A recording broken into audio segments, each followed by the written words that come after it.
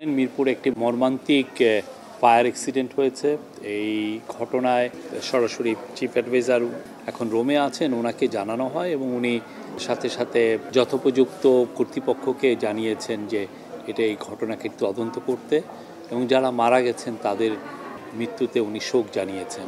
উনি বলেছেন যে তাদের পরিবারের পাশে আমরা আছি।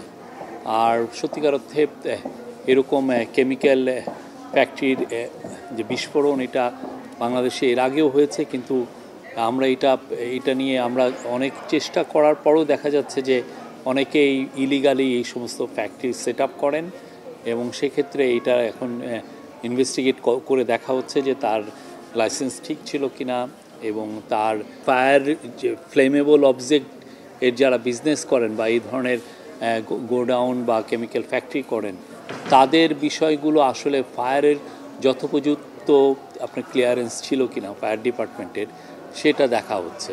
সেটা দেখে যথোপযুক্ত অ্যাকশন নেওয়া হবে।